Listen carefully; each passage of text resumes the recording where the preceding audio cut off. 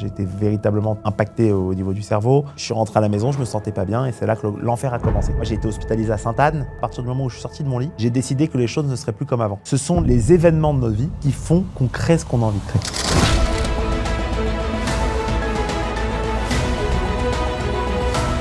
Résultat, 750 millions de produits vendus, tu signes plus de 800 deals dans 190 pays. Il ne faut pas avoir peur d'être disruptif. Être disruptif, c'est d'être précurseur, d'être visionnaire. Depuis notre plus jeune âge, on nous met des peurs. Mais ces peurs ne devraient pas exister. Qu'est-ce qu'on a à perdre? Tout projet mérite de sortir de notre zone de confort. C'est pour ça que, en tant qu'entrepreneur, il ne faut pas se fixer de frontières. La frontière, c'est ce que tu as dans la tête. Le reste, ça n'existe pas.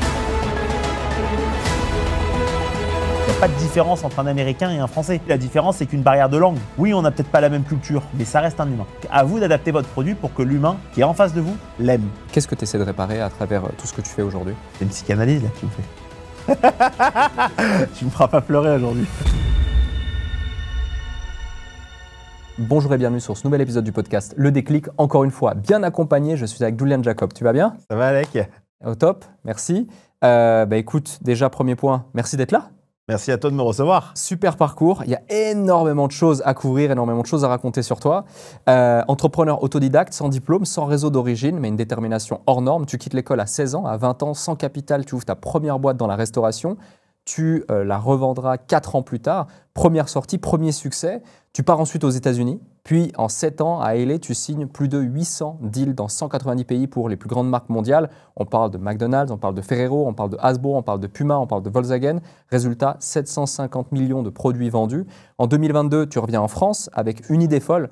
Réinventer l'industrie du jouet avec Wincor, la première start-up tech au monde des jouets fabriqués à la demande, sans stock, distribués dans plus de 15 000 points de vente aujourd'hui. Tu casses tous les codes d'un marché figé et tu vises le top 3 mondial d'ici 2030. Depuis 2025, tu es également visible, présent en tant qu'investisseur dans l'émission Qui veut être mon associé sur M6. Tu t'y distingues notamment par ton franc-parler, ton énergie, ton sourire aussi. Tu défends un entrepreneuriat audacieux, international, profondément humain et tu prouves que partir de zéro, ce n'est pas une faiblesse, mais finalement une force. Plein de choses que j'ai envie d'aborder au travers ne serait-ce que de cette présentation. Julian, tu es devenu entrepreneur, investisseur, conférencier, mais à 16 ans. Tu quittes le système scolaire sans diplôme. Est-ce que tu te souviens de ce moment et pourquoi avoir fait ça? Qu'est-ce qui fait que tu es stimulé à l'idée de faire ça? Écoute, tu sais, quand on parle d'entrepreneuriat, pour moi, c'est aujourd'hui, l'entrepreneuriat, je suis vraiment fier parce que c'est véritablement une fierté d'être entrepreneur aujourd'hui. Ça l'était moins il y a 15 ans. Hein. Comme aujourd'hui, on parle des cuisiniers, un cuisinier tatoué, c'est carriériste, c'est un agent, etc. Moi, j'ai dû arrêter l'école à 16 ans parce que malheureusement, je suis un ancien obèse, même si je suis encore un peu en embonpoint parce que j'ai un peu de poids, mais je pesais plus de 130 kilos à l'âge de 13 ans.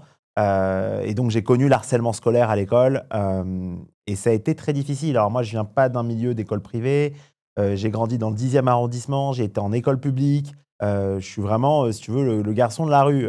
J'ai toujours été le garçon qu'on aimait bien, mais par ma différence physique, entre guillemets, j'étais aussi différent du point de vue social. Donc voilà, et à 16 ans, je ne m'y retrouvais plus en fait. J'étais véritablement… Tu sais, le côté personnel, on peut dire ce qu'on veut, il touche le côté intellectuel ou pas. C'est-à-dire qu'on peut être très bon à l'école, mais si on est dans un encadrement qui nous fait souffrir au quotidien, moi j'avais carrément déclenché j'avais eu des phobies, tu vois, donc ça a commencé, je suis quelqu'un de très émotionnel et je commençais à avoir des phobies et ça commençait véritablement à m'empoisonner ma vie. Donc du coup, j'ai arrêté l'école à 16 ans, mes parents l'avaient pris très difficilement parce que mes parents n'ont pas fait d'études, hein. Mon père faisait les marchés jusqu'à l'âge de 30 ans, mais tu sais, on veut toujours pour ses enfants ce qu'on n'a jamais fait soi-même. Et c'est comme ça que ça s'est fait. Tu dis que ça a empoisonné ta vie. Comment tu as surpassé ces difficultés pour devenir progressivement la personne que tu es aujourd'hui? Parce que beaucoup de gens qui nous écoutent peut-être font face aussi à des difficultés, à des obstacles, ou ont fait face à ces difficultés, mais pour autant n'ont pas pu en tirer profit ou en faire une force. Dans ton cas, comment tu as géré ça? J'ai beaucoup pleuré déjà. Pleuré parce que tu es différent en fait et tu comprends pas pourquoi tu es différent. Et au début, c'était difficile à encaisser. C'était véritablement un fardeau que tu te trimballais parce que, comme je t'ai dit, obèse, hypersensible aussi, tu vois, commence à faire beaucoup dans la balance. Et donc, du coup, au fur et à mesure du temps, tu sais, à 16 ans, tu te recherches un peu. Tu sais pas véritablement qui est-ce que tu veux être et tu ne sais pas véritablement qui est-ce que tu es non plus. Tu es dans une période de transition de ta vie.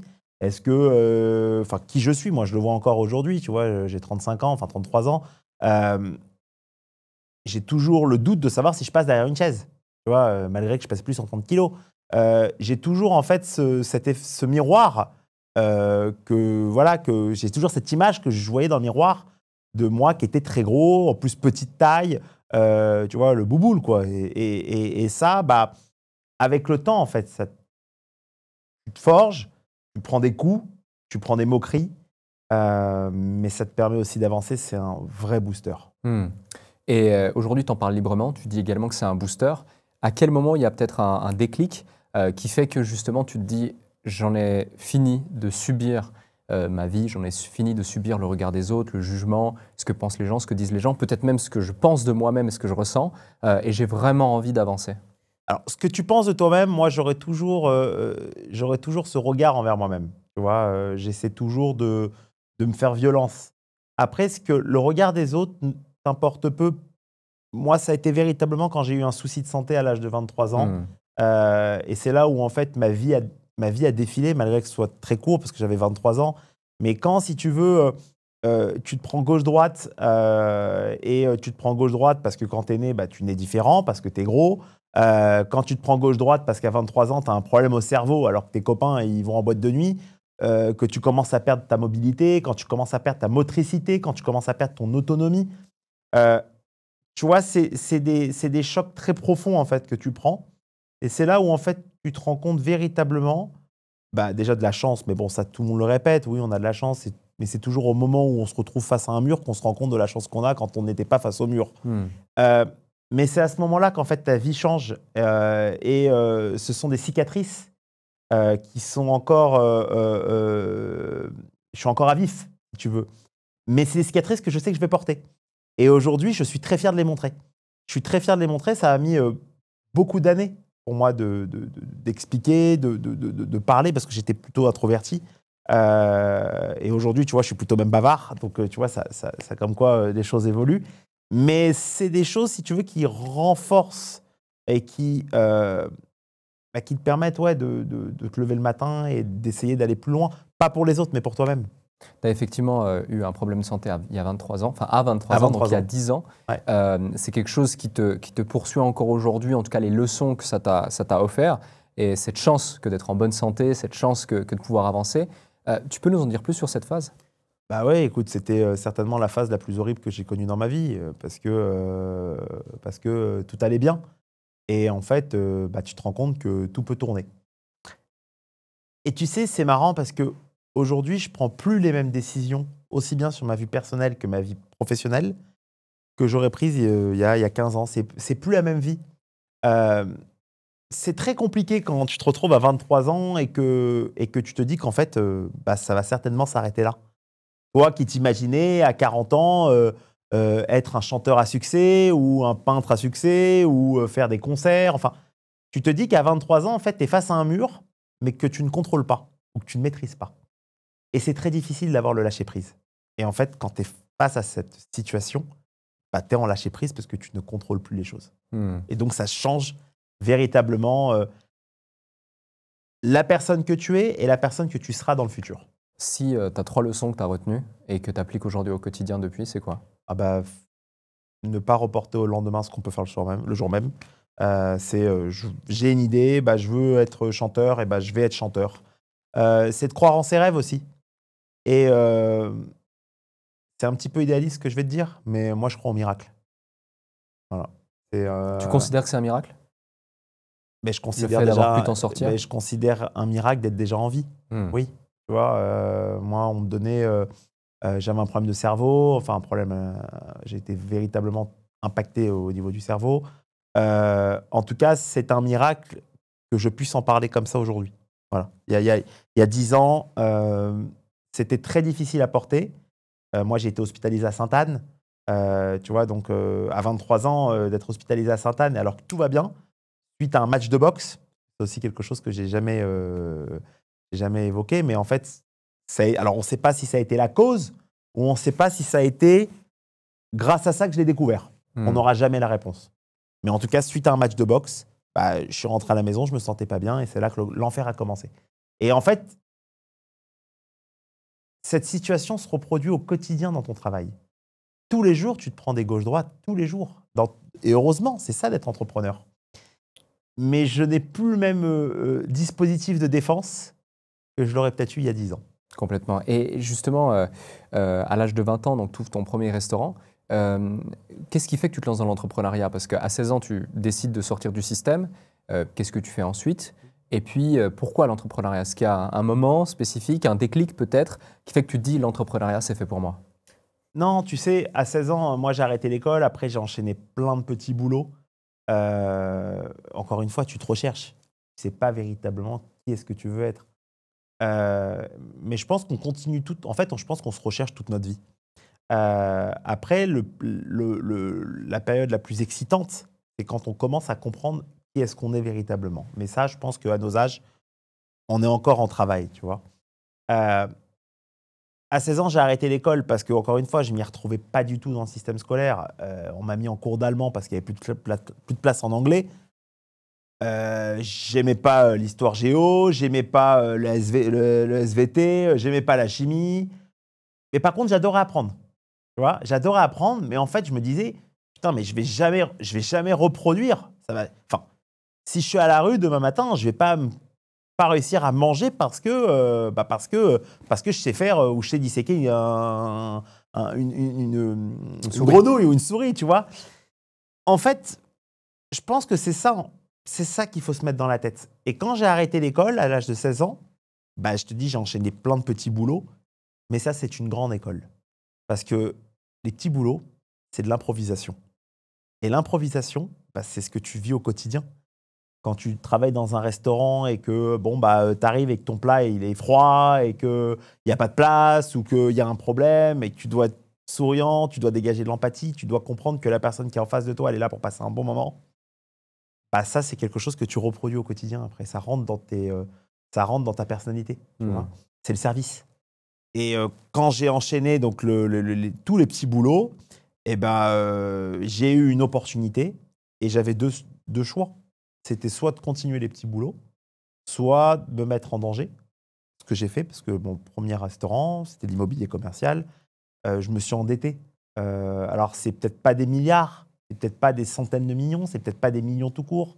Je me suis endetté à hauteur de 140 et quelques mille euros. Pour certains, à ce moment-là, pour moi, c'était énorme. Pour d'autres, c'était rien du tout. Mais quand on a 18 ans, 140 000 euros, tu vois, c'est le prix d'une maison. Tu vois. Et je me suis endetté. Et moi, comme tu l'as compris et comme je te l'ai dit, je suis un ancien obèse. Et du coup, j'ai eu une opportunité pour un local commercial. Et je cherchais ce que je voulais faire. En tout cas, une chose est sûre, c'est que je voulais être acteur de ma destinée.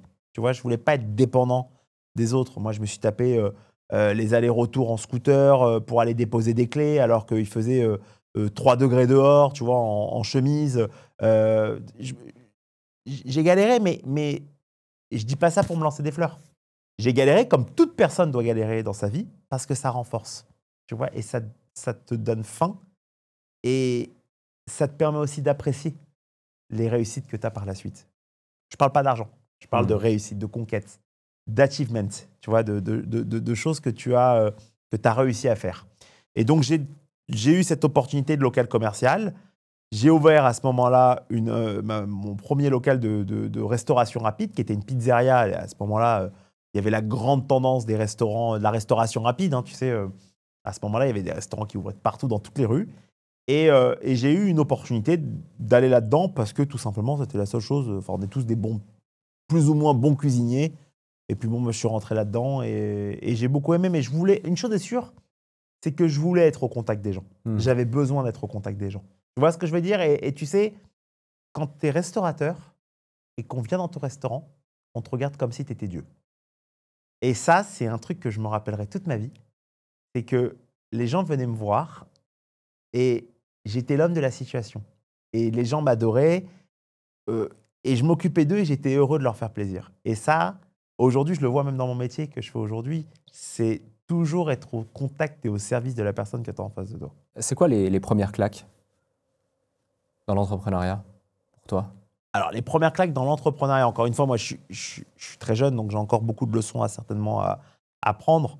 J'ai de conseils à donner à personne, mais pour moi, une erreur, en tout cas, que j'ai faite et que je m'efforce à ne pas reproduire, c'est parfois d'être trop rêveur ou d'être pas assez rêveur. C'est-à-dire que moi, je suis de nature rêveur, tu vois, et plus j'évolue, et plus je vieillis, et plus je deviens rationnel. Et ça, c'est mauvais. Tu vois, c'est de mettre trop de devenir trop rationnel. En fait, parfois, ça va t'empêcher d'aller exécuter ta vision. Donc, c'est toujours pareil. Les extrêmes, c'est pas bon. Il faut être en plein milieu. Donc, voilà, les erreurs que je vais dire, c'est pour moi la grande erreur de l'entrepreneuriat et beaucoup d'entrepreneurs, c'est de ne pas se lancer. Il faut se lancer. Et on se ramasse tous. OK, on se ramasse tous.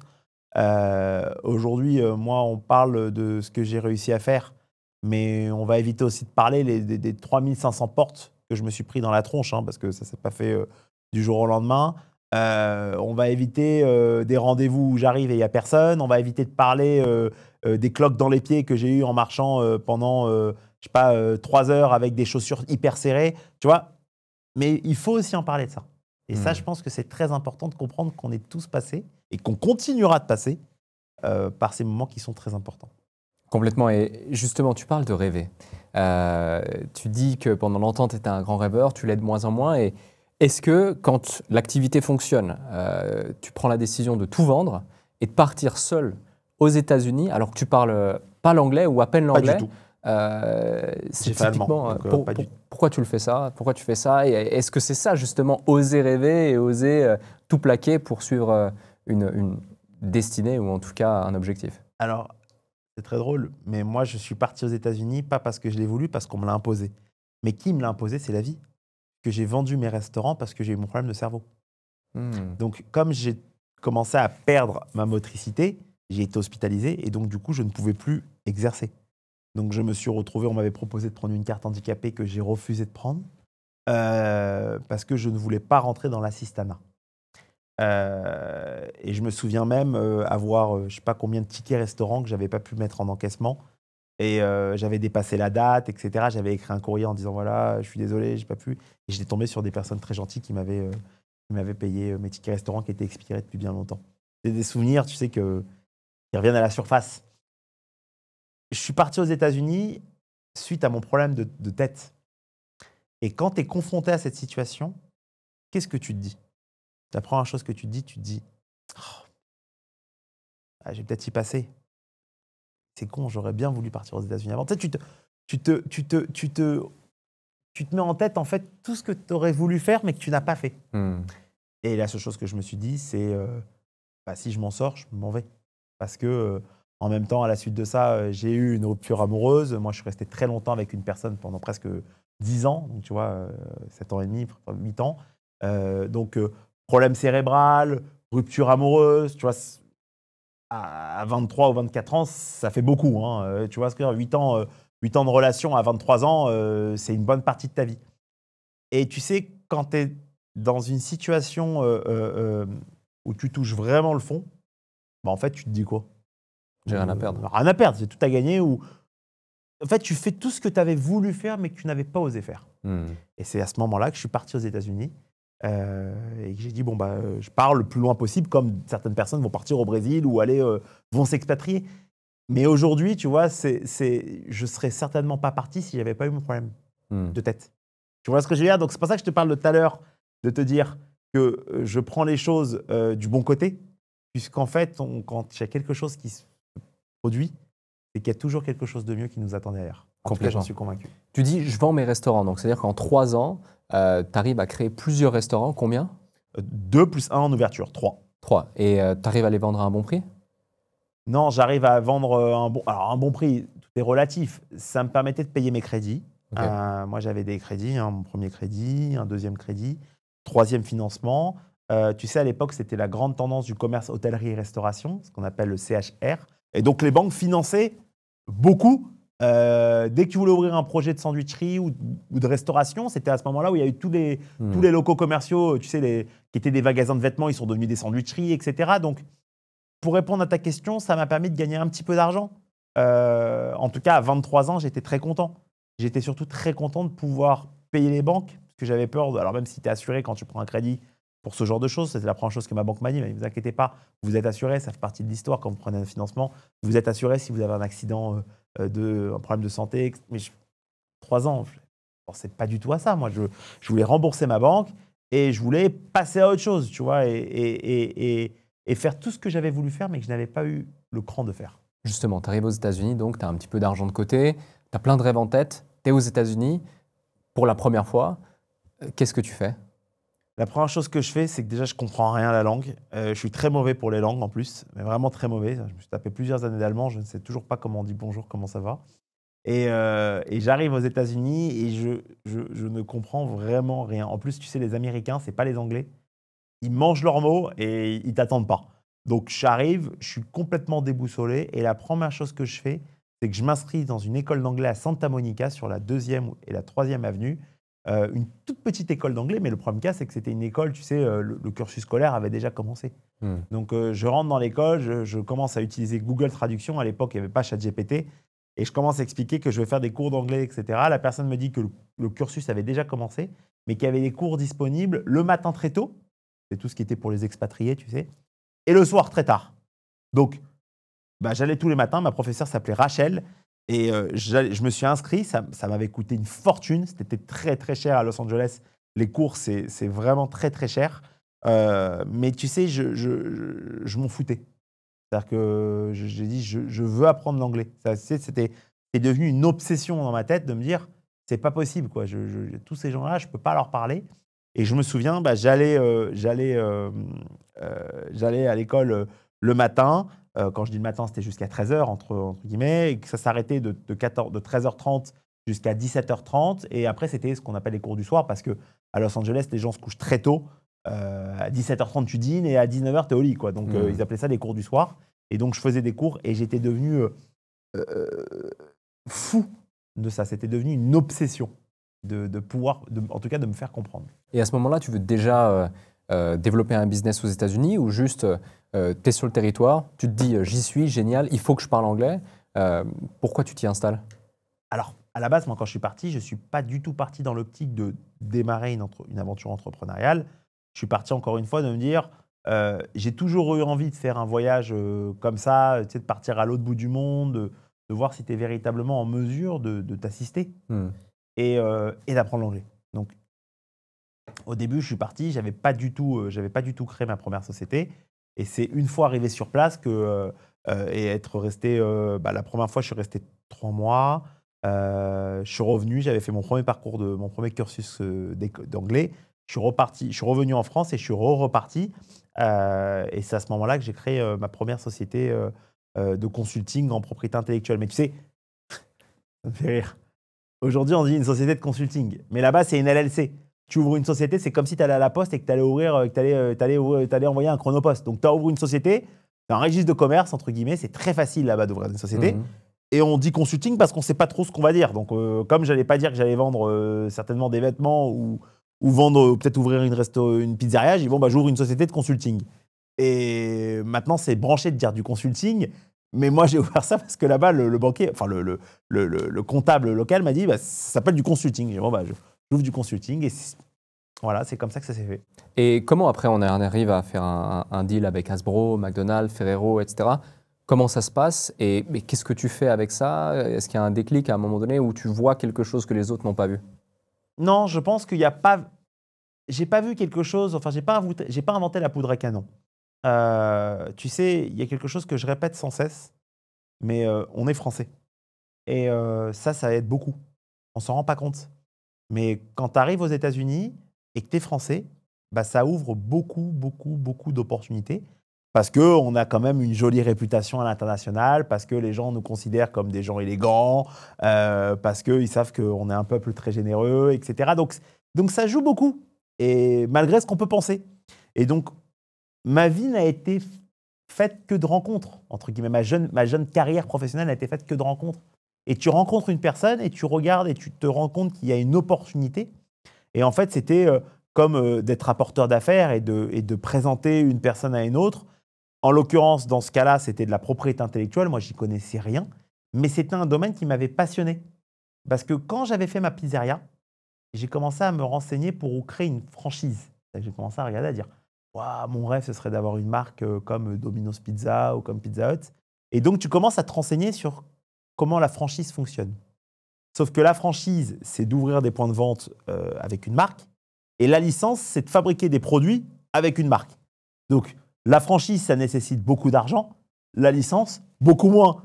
Et comme je n'avais pas beaucoup d'argent, bah, j'ai reproduit, entre guillemets, un petit peu ce que je voulais faire dans la restauration, mais cette fois-ci dans plein de secteurs d'activité. Donc là, à ce moment, tu te dis, OK, je vais trouver des licences avec lesquelles je vais pouvoir créer des collaborations et je vais essayer de les distribuer partout aux États-Unis.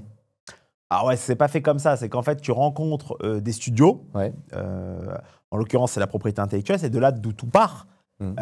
Et Los Angeles, c'est la mecque des studios d'animation, des studios de films, des studios de télé. Hein. Donc, il y a des studios, il y en a partout dans toutes les rues. Donc, tu vas à Hollywood, il n'y a que ça. Et en fait, tu te dis, OK, vous avez aujourd'hui aujourd'hui, on appelle ça la propriété intellectuelle. Mais moi, à l'époque, tu me parlais de ça, je ne savais pas ce que ça voulait dire. Mais en fait, vous avez un caractère, un personnage, une marque, les Simpsons, voilà, je sais pas, Pat' Patrouille, Peppa Pig, etc., etc. Et en fait, tu te rends compte que ces caractères, toute cette propriété intellectuelle, bah, elle va se retrouver sur des objets à un moment donné. Tu vas à l'Intermarché, tu vas avoir plein de seaux et de pelles de ton héros préféré, des chaussettes de ton héros préféré. Mais en fait, c'est ça la licence. C'est de mettre sur un produit lambda une propriété intellectuelle. Et c'est là où en fait je me suis rendu compte qu'il y avait une opportunité. Et c'est infini. C'est infini parce que, tu vois, là j'ai le mug Déclic, je vais pouvoir peut-être mettre Batman dessus. Je porte des chaussettes, bah, je vais pouvoir mettre Spider-Man dessus. Et en fait, ça, c'est à l'infini. Mais ce qui est extraordinaire, c'est qu'en fait, c'est un métier de réseau. C'est un métier de relationnel parce que tu rencontres des gens et peu importe la personne que tu vas avoir en face de toi, tu vas y voir une opportunité professionnelle. Et c'est ce que j'ai aimé dans la licence. Et comment tu rentres dans ce monde-là et dans ce réseau? Parce que quand tu y arrives, tu n'as pas de réseau, tu parles de mieux en mieux l'anglais, mais tu n'es encore pas forcément bilingue. Et comment on y va progressivement? Parce que quand on raconte l'histoire a posteriori, on se dit « Ah, mais c'est une évidence, génial, bravo, un génie ». Mais en réalité, sur le terrain, j'imagine que c'est des hauts, des bas, des oui, des non, des portes qui se ferment les unes après les autres, jusqu'à réussir à avoir un contrat, puis 2, puis 3, et comprendre comment ça marche, te faire un nom et avancer. Bah, au début, tu n'as pas véritablement de contrat. Au début, c'est j'apporte une opportunité à un studio. Ah bah c'est super, ça fonctionne, on essaye. Et après, tu en amènes une deuxième, et une troisième, et une quatrième, et une cinquième, etc., etc. Dans cette industrie, c'est une industrie dans laquelle on ne parle pas du tout. Évidemment, je suis encore soumis à différents NDA, donc des choses que je ne peux pas révéler. Mais en fait, il faut comprendre quelque chose. C'est que la grande partie des studios vivent de ça. C'est-à-dire que nous, on se dit, waouh, il y a un film, il a fait, ou un dessin animé, il a fait un très gros box-office, ou il a fait beaucoup d'entrées, ou il a fait beaucoup de vues sur YouTube, etc. Mais en fait, il faut comprendre que... Ils vivent des licences. Une grande partie. Les grandes marques de ce monde vivent en grande partie de la licence. Et ça, c'est fou parce que, tu vois, c'est quelque chose... Moi, jusqu'à ce que je commence à m'y renseigner. Et là-bas, tu sais, la licence aux États-Unis, tout est de la licence. Le caleçon Calvin Klein, tes chaussettes Hugo Boss. Enfin, nous, on croit que c'est Calvin Klein qui va fabriquer mon caleçon. Oui, peut-être qu'il fabrique une petite partie des caleçons. Mais une chose est sûre, c'est que les caleçons que tu achètes au Brésil, c'est pas Calvin Klein qui les fabrique. C'est un licencié sur place, ce qu'on appelle un opérateur, qui va prendre la marque et qui va fabriquer au nom de Calvin Klein. Et ça, c'est... Mais tu sais, à partir de maintenant, tu iras à l'Intermarché où tu iras faire tes courses et tu verras que si tu regardes sur les produits, tu regardes en tout petit, tu verras souvent il y a marqué le nom du licencié. Marqué Batman et en dessous. Donc le gros logo Batman et en dessous marqué License by Tartampion. Et en fait, quand j'ai commencé à comprendre ça, à l'époque il y avait la licence pour les nuls, etc. Je commençais à regarder. Je me suis dit, waouh, c'est juste extraordinaire en fait. C'est à l'infini. Et moi, c'est ce qui m'a plu. C'est de me dire, bon, bah, en fait, je peux faire un contrat avec quelqu'un qui vend des pelles et des râteaux. Je peux faire un contrat avec quelqu'un qui vend des poupées. ou je peux faire un contrat avec quelqu'un qui vend des vêtements. C'est à l'infini, ça se croise. Et c'est comme ça que j'ai démarré et c'est comme ça que je me suis fait mon petit réseau de confiance. Mais tu sais, ton réseau, tu le crées et tu le développes grâce à la confiance. Je parle souvent de la confiance, mais c'est très important parce que si tu as une bonne expérience avec quelqu'un, et ben généralement, ça se reproduit et une personne t'en emmène à une autre. Et moi, à ce moment-là, tu as compris que je n'avais pas grand-chose à perdre et j'avais qu'une seule envie, c'était de continuer à développer mon relationnel et surtout, j'avais pas d'amis, tu vois, là-bas. Donc tu arrives, donc tu es content, tu commences à te faire une relation et une autre. C'est quoi les premières opérations que tu fais? Parce que du coup, on comprend que tu as un déclic où tu te dis, OK, donc je peux prendre n'importe quel objet, prendre n'importe quelle marque. Si j'ai le droit d'utiliser la marque et la licence, je peux le mettre sur l'objet. Grâce à ça, j'ai un levier marketing qui permet de vendre l'objet. Je suis un intermédiaire au milieu, je prends un pourcentage et je paye mon licencié. Enfin, je suis licencié, je paye ma licence. Et du coup, l'autre prend le reste, j'ai ma commission. Grosso modo, c'est ça. Alors ouais, sauf que moi, j'avais pas l'argent d'être licencié, donc j'étais pas licencié. Donc tu es apporteur d'affaires? Exactement. Exactement. Moi, à ce moment-là, je suis pas licencié parce que j'ai pas d'expérience dans la fabrication de chaussettes ou dans la fabrication de jouets. C'est pour ça qu'aujourd'hui, avec Wincor, c'est différent. Ouais. Mais à ce moment-là, je ne suis qu'une personne qui a introduit un détenteur de propriété intellectuelle à un fabricant lambda. Mais c'est ça que j'ai aimé. Tu vois ce que je veux dire? C'est que tu parles du grand studio au petit fabricant de chaussettes de quartier. Alors, au fur et à mesure, au début, tu démarres avec une première licence qui vaut pas grand-chose. Tu développes une deuxième, une troisième, une quatrième, et tu commences à t'intéresser à des catégories qui deviennent de plus en plus compliquées, chères. Mais c'est ce que j'ai aimé. En fait, ce que j'ai aimé, c'est cette possibilité de t'intéresser à plein de secteurs d'activité. Et aujourd'hui, je pense que c'est quelque chose qui me sert beaucoup au quotidien. Aujourd'hui, je suis dans le jouet. Peut-être que demain, je serai plus dans le jouet. Peut-être que demain, je serai dans les chaussettes. Je ne sais pas. Mais chacun te raconte en fait ce qui se passe dans son industrie. Le vendeur de chaussettes, il va t'expliquer que lui, il vend ses chaussettes à ce moment-là de l'année à ces clients-là. Le vendeur de confiserie, il va te dire, bah, moi, tu sais, je fais le salon de Chicago parce que c'est là où je rencontre mes clients. Le vendeur de jouets, il va te dire, ouais, moi, je fais Nuremberg en Allemagne parce que c'est là où je chope mes clients. Donc, chaque personne a son industrie et chaque industrie a ses usages et ses coutumes. Et c'est ça que j'ai aimé. Grande astuce pour comprendre comment ça fonctionne, c'est les salons professionnels. Moi, j'ai toujours adoré les salons professionnels. Je fais des salons professionnels depuis que je suis tout jeune parce que je suis curieux. À l'époque, j'allais au salon de l'alimentaire à Villepinte pour acheter mes provisions quand j'avais mes pizzerias. Ça s'appelle le Cial. Et donc, je voyais ces univers énormes où tu voyais de la pâte à tartiner, du chocolat, des confitures, tout un univers, en fait, tout l'écosystème d'une industrie au même endroit pendant 5 jours. Et c'est ça, en fait, la licence. C'est de te rendre compte que tu vas dans chacun des écosystèmes et dans chacun des salons, et c'est comme ça que j'ai commencé. Et tu te souviens de ta première opération de licence de marque? Quand tu es apporteur d'affaires, que tu arrives aux États-Unis? Oui, je me souviens de la première. Je me souviens aussi de quelques-unes qui étaient vachement symboliques pour moi. Parce que tu travailles avec des noms qui t'ont bercé toute ta vie. Ouais. Tu vois ce que je veux dire? Et quand tu te rends compte qu'en fait, tu es partenaire avec ces sociétés-là. Tu vois, à un moment donné, tu es partenaire avec le fabricant de vêtements et tu es partenaire avec avec le détenteur de la propriété intellectuelle. Parce que si le fabricant de vêtements vend plus de produits, bah, le détenteur de propriété intellectuelle va gagner plus de royalties, plus de royauté. Donc, c'est un partenariat. Et c'est ça que j'ai aimé dans cette industrie. Laquelle t'as le plus marqué? Ferrero a été une collaboration extraordinaire. C'est surtout celle dont je peux parler aujourd'hui. Voilà, il y a eu quelques collaborations qui ont été extraordinaires, ou avec des enseignes comme McDonald's ou Burger King, etc. Tu fais ça pendant combien de temps? Je fais ça pendant presque 6-7 ans. Ok. Ouais, 7 ans. Donc, au fur et à mesure, tu gravis les échelons, tu montes, tu développes ton réseau, tu as de plus en plus de licences, de plus belles licences, tu commences à faire du volume, etc. On le voit, c'est énorme. Tu te fais un nom, un réseau. Et à partir de quel moment tu te dis je vais créer Wincor? Alors, là, ça se complique un peu. Moi, quand j'étais enfant et que j'étais obèse, j'étais suivi à l'hôpital Trousseau. Je te l'ai dit, je suis un ancien obèse, je suis un hypersensible. Ça, je pense que je le resterai jusqu'à la fin de ma vie. Et quand j'étais suivi à l'hôpital Trousseau, j'ai un flash. C'est qu'en fait, à un moment donné, je devais être hospitalisé pendant les périodes de fête de Noël. Et je me souviens, j'ai eu un traumatisme. Je te parlais de phobie tout à l'heure. j'ai eu un traumatisme d'être hospitalisé à ce moment-là. Et je me souviens, je pleurais, et je voulais rentrer chez moi. Et j'ai fini par quitter l'hôpital. Je n'ai pas été hospitalisé à ce moment-là. Et c'était pendant les fêtes de fin d'année. Je me souviens encore des sapins avec les guirlandes, tu sais, les guirlandes métalliques. C'est pas comme les guirlandes d'aujourd'hui, les guirlandes métalliques que tu achetais dans les Eurobazars. Et l'hôpital était rempli de sapins avec ces guirlandes métalliques. Et il y avait les lumières, à l'époque, il n'y avait pas les LED.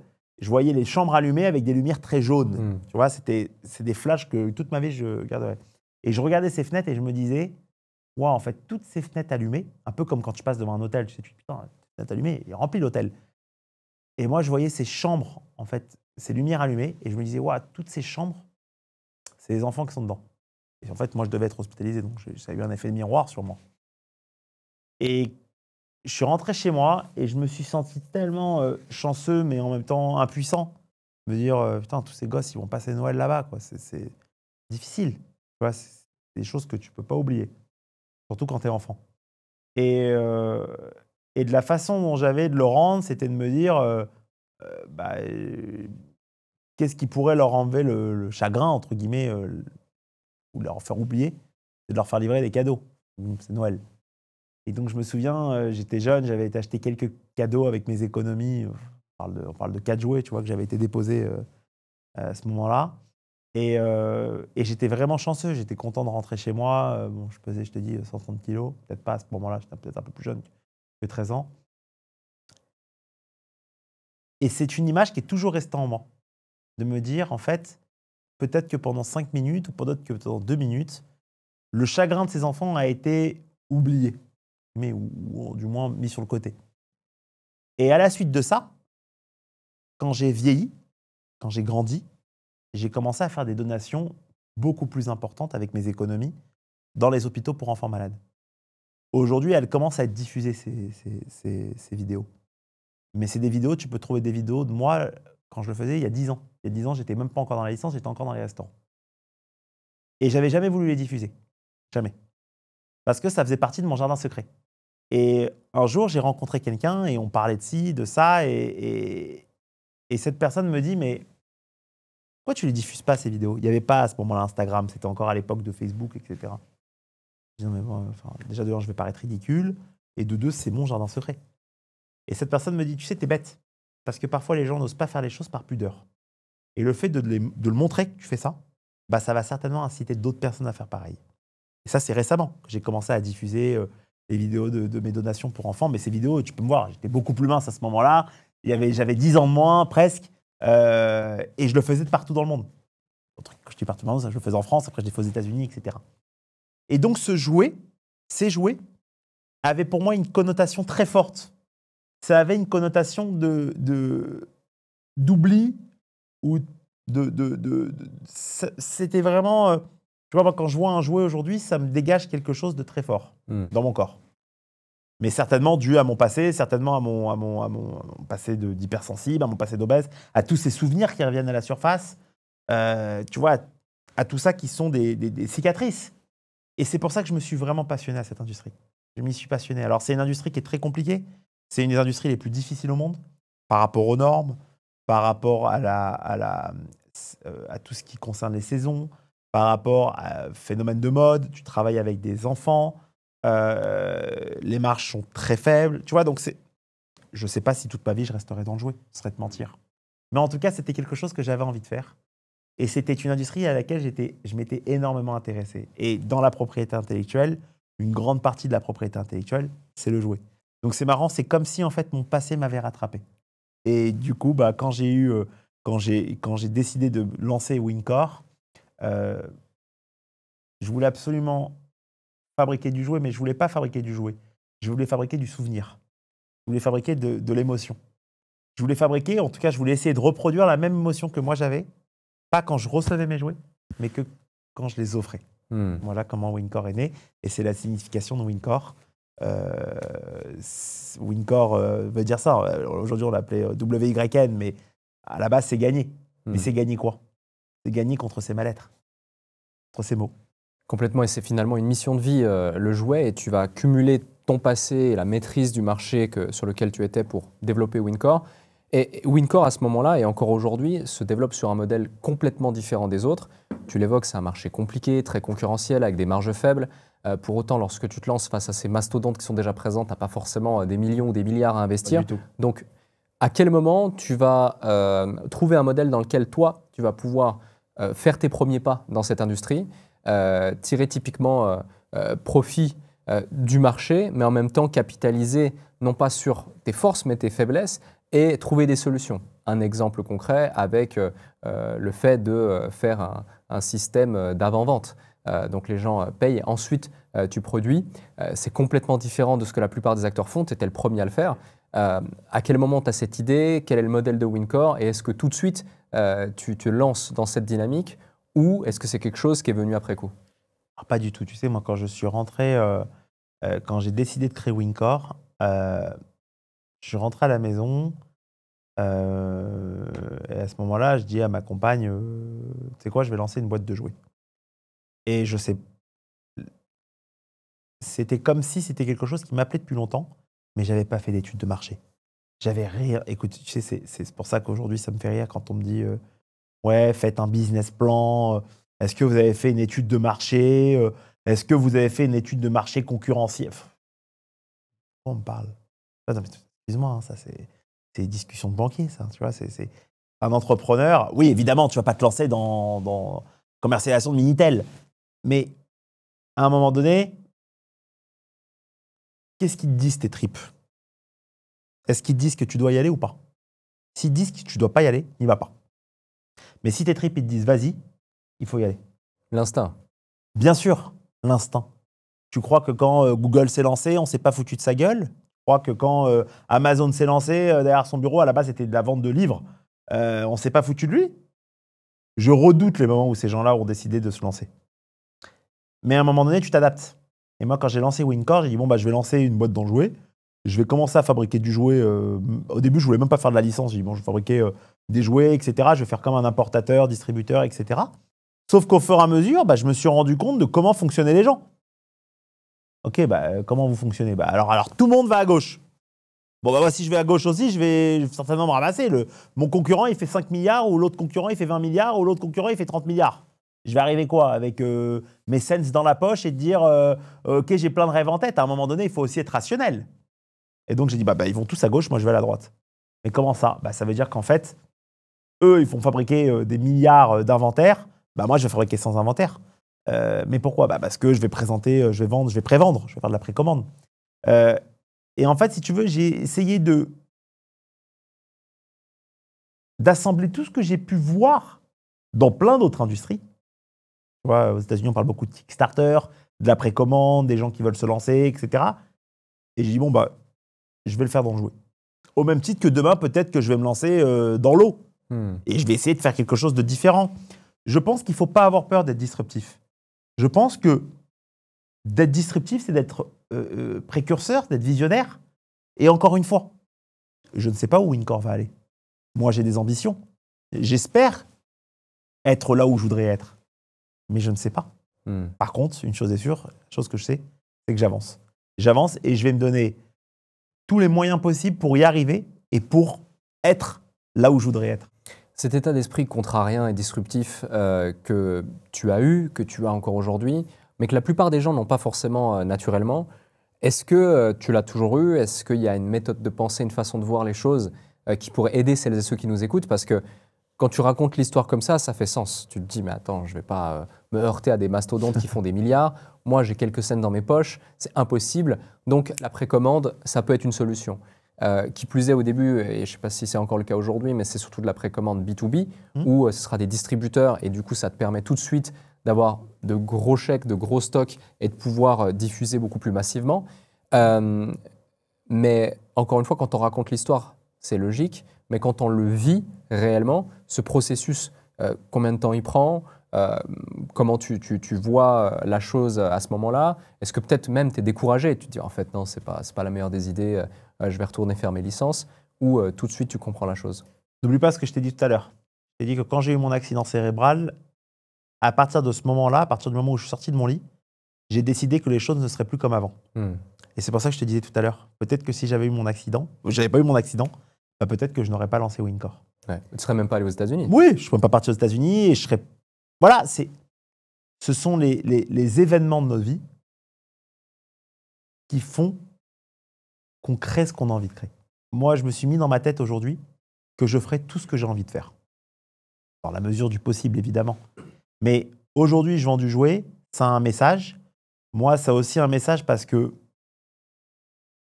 le jouet, pour moi, peut éteindre des guerres. Tu vois? C'est un message très fort, le jouet. Et le jouet, aujourd'hui, coûte très cher. Dans un magasin de jouets, ça coûte très cher.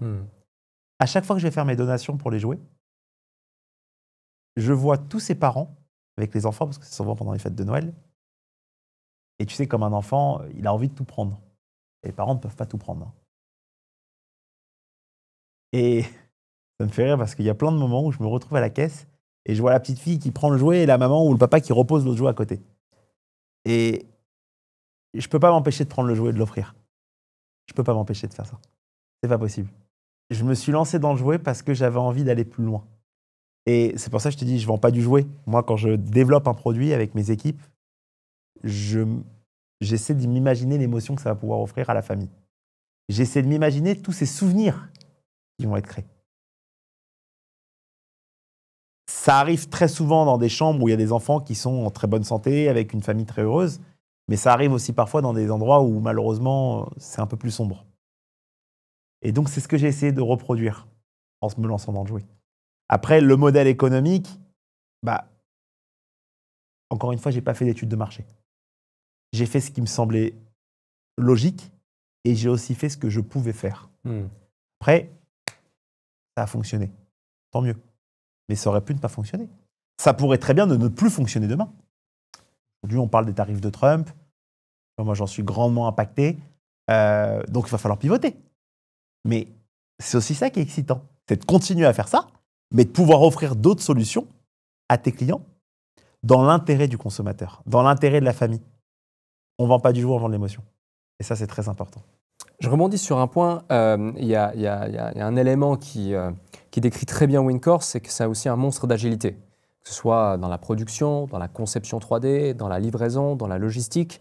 Là où la plupart des acteurs vont mettre entre 12 et 24 mois pour produire, vous mettez 3 mois. Comment on en arrive à optimiser autant sa chaîne de production pour pouvoir être aussi rapide, alors qu'en soi, lorsque tu démarres, si je peux me permettre, tu es tout petit par rapport à ces géants, ouais. Et tu arrives à faire une prouesse de productivité que la plupart des gens n'arrivent pas. Mais tu as donné la réponse, c'est parce que tu es petit. Quand tu es petit, tu es agile. Un mastodon en face de toi va mettre 3 ans. C'est normal, il y a 10 000 personnes. Toi, quand tu es petit et que tu es là pour servir le consommateur, rappelle-toi tes serveurs auparavant, eh bien, tu vas faire du sur-mesure. Et tu vas offrir ce que l'autre ne veut pas offrir ou ce que l'autre ne peut pas offrir. Tu sais, moi, aujourd'hui, je travaille beaucoup dans la supply chain avec mes équipes. J'ai des collaborateurs en Asie, j'ai des collaborateurs en Amérique du Sud, j'ai des collaborateurs en Europe. J'avais jamais mis un pied en Chine avant. Et ça ne m'empêchait pas de travailler avec la Chine. Tu vois, donc si tu veux, c'est pour ça que, en tant qu'entrepreneur, faut pas se fixer de frontières. Il n'y a pas de frontières. La frontière, c'est ce que tu as dans la tête. Le reste, ça n'existe pas. Donc, tu dois travailler avec l'Asie, et tu travailles avec l'Asie. On est quand même aujourd'hui très chanceux d'être dans la génération dans laquelle on est. En 3 clics, tu parles à la Chine. En 3 clics, tu parles au Brésil. Il y a 25 ans, le téléphone n'était pas encore comme aujourd'hui. Donc, cette agilité, j'ai dû la voir, on a dû la mettre en place parce qu'on était petit et qu'on ne voulait pas se faire écraser. Et donc, du coup, ça nous a permis de gagner beaucoup de contrats et d'accélérer notre déploiement et de monter en puissance. Mais cette faiblesse est devenue notre force. Mais au début, tu es petit. Oui. Ensuite, tu avances assez vite, tu gagnes beaucoup de contrats, tu montes en puissance, les volumes commencent à augmenter. Pour autant, l'agilité reste. Comment on fait pour garder une certaine agilité dans une boîte qui est en hyperscale ? C'est très simple. C'est de considérer ta boîte comme si tu étais toujours petit. Voilà. Moi, les décisions qu'on prend, je suis pour des décisions courtes. C'est pas parce qu'aujourd'hui on a plus de collaborateurs que je vais mettre plus de personnes entre nous. Je veux garder cette agilité et je veux prendre les décisions de la même rapidité et de la même vitesse que lorsque j'ai démarré et que j'étais seul. C'est la même chose. ça, c'est l'erreur que font beaucoup d'entrepreneurs. À un moment donné, tu gagnes des parts de marché, tu grossis, tu commences à te syndicaliser dans l'approche, c'est-à-dire à mettre des personnes entre toi et tes interlocuteurs, des personnes entre toi et tes clients. Et donc, bah, ça alourdit le process, qu'on le veuille ou non. Moi, c'est quelque chose que je ne veux pas. J'ai la politique de la porte ouverte et je tiens à la garder toute ma vie. C'est vraiment très important. Donc, je suis au contact de mes équipes, je suis au contact de mes clients et je suis au contact de mes consommateurs. Et ça, c'est très important. Vous êtes combien maintenant chez Wincor? On est une petite, à peu près 35 Et collaborateurs, tout confondu. quand vous serez 100, 200, 300, comment tu vas mettre en place cette structure pour pouvoir rester en contact de chacun et garder la porte ouverte? Bah, tu sais, si je devais compter aujourd'hui tous les collaborateurs qu'on est, direct et indirect, on est déjà plus d'une centaine. Moi, je te parle de vraiment mon cercle rapproché. Ouais, mon cercle très rapproché. Ça fonctionnera pareil. Ça fonctionnera pareil. J'ai travaillé avec des structures qui étaient beaucoup plus importantes dans le passé, par rapport notamment à la licence. Et après, c'est une culture d'entreprise. C'est ça qui est important, c'est de garder cette culture d'entreprise. C'est de garder cette volonté d'être proche de tes équipes. Parfois, tu sais, il y a des collaborateurs qui n'osent pas te déranger parce que ce n'est pas toi qui les as embauchés, parce qu'ils ne te connaissent pas. Mais quand tu comprends et quand tu leur fais comprendre que tu veux garder ce lien, bah, ça fait qu'en fait, tu deviens très fort. L'histoire qu'on raconte finalement, c'est celle d'un entrepreneur qui veut se positionner sur un marché, celui du jouet, qui va utiliser le levier de la personnalisation, qui va comprendre son marché, ses interlocuteurs, qui va améliorer grâce à son agilité le process global de production et les logistiques. Mais c'est finalement aussi celle d'un entrepreneur qui veut créer un ou plusieurs produits et qui va devoir le distribuer. Au départ, comment tu fais pour réussir à signer des deals avec tes premiers distributeurs? Aujourd'hui, on peut parler de Walmart, d'Amazon. J'ai justement une question par rapport à ça, parce que c'est un peu le rêve de tout distributeur de réussir à travailler avec des boîtes aussi grosses. C'est un peu l'assurance d'avoir au moins un trafic et un flux de nouveaux clients potentiels intéressants en volume. Mais au départ, comment ça se passe? Ah bah, au départ, c'est de la porte. Hein. Tu prends de la porte. Aujourd'hui, nous, on travaille avec Walmart. On travaille avec, donc, Walmart, c'est presque 10 000 magasins aux États-Unis. On travaille avec Target, c'est 1900 magasins aux États-Unis. On travaille avec le groupe Carrefour, on travaille avec des enseignes comme Rofu, on travaille avec beaucoup d'enseignes dans le jouet, mais pas que. Walmart ne vend pas que du jouet. Tu te prends des portes. Je ne peux pas te dire que tu claques des doigts et que tu vas arriver devant eux. Walmart, évidemment que on a montré, ou du moins on a démontré, que notre modèle pouvait être un modèle intéressant pour eux. Après, ils n'ont pas claqué des doigts, ils ont dit « Ok, c'est bon, vous êtes partout ». S'il y a une période de test, notamment avec Target aux États-Unis, quand on a commencé avec Target, ils ont dit « Ok, bah, on va vous mettre dans une toute petite section, on va voir si vos produits, si ce qu'on appelle le sell-out est bon, si le taux d'écoulement client fonctionne, et au fur et à mesure, vous montrer en puissance ou non. » Tu sais, moi j'ai que 33 ans, et de te dire que j'ai claqué des doigts et que je suis arrivé devant ces gens-là parce que je suis sympathique, ça serait te mentir. Je me suis pris beaucoup de portes. On parle aujourd'hui des succès, mais on parle beaucoup moins des échecs. Et je continue à m'en prendre. Hein. Mais c'est ce qui me stimule et c'est ce qui me permet d'avancer. Et c'est ce qui me permet le matin, quand je me lève, de me dire « Ok, lui, je l'ai dans ma tête. Quoi qu'il en soit, à un moment donné, il m'oubliera, mais moi, je ne l'oublierai pas. Et je serai là au moment où il aura besoin de moi. Après, à moi de lui montrer qu'il a besoin de moi aujourd'hui. » Je trouve très bien que tu valorises le travail derrière, par exemple, un Walmart où ça prend du temps ou un Target où ça prend du temps. Aujourd'hui, les chiffres, ils sont énormes, certes, mais c'est tout un processus. C'est quoi les quelques éléments qui sont, on va dire, non négociables par un Walmart, par un Amazon pour être distribués par de telles enseignes, par de tels géants, finalement, de la distribution? Parce qu'encore une fois, je le répète, la plupart des gens peut-être qui nous écoutent, qui ont un produit physique à écouler, aimeraient pouvoir faire la même chose. Il y a des conditions à respecter, lesquelles? Alors, les conditions, tu sais, aux États-Unis, ça ne fonctionne pas du tout comme en Europe.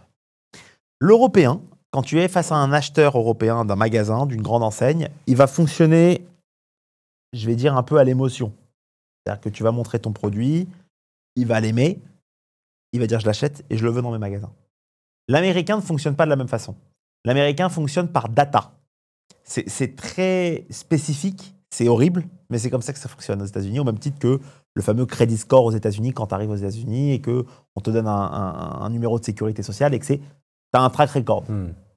Moi, quand je suis arrivé aux États-Unis pour la première fois, chez Walmart, je te parle en l'occurrence sur Wincor, ou chez Target, parce que j'ai commencé par Target et j'ai ensuite enchaîné par Walmart, j'étais après en période de phase et qu'après j'ai eu mon vendor number, c'est-à-dire que je suis aujourd'hui, Wincor est aujourd'hui officiellement revendeur chez Walmart et chez Target, donc je peux leur revendre si, après il faut que l'acheteur le veuille, mais je peux leur proposer des mugs ou je peux leur proposer des jouets. Je suis partenaire de ces magasins. Eh bien, tu leur présentes ton produit et tu leur expliques pourquoi est-ce qu'ils le veulent. Mais tu dois leur montrer ton proof of concept. Tu dois leur expliquer et tu dois leur démontrer par A plus B que ton produit fonctionne dans d'autres endroits.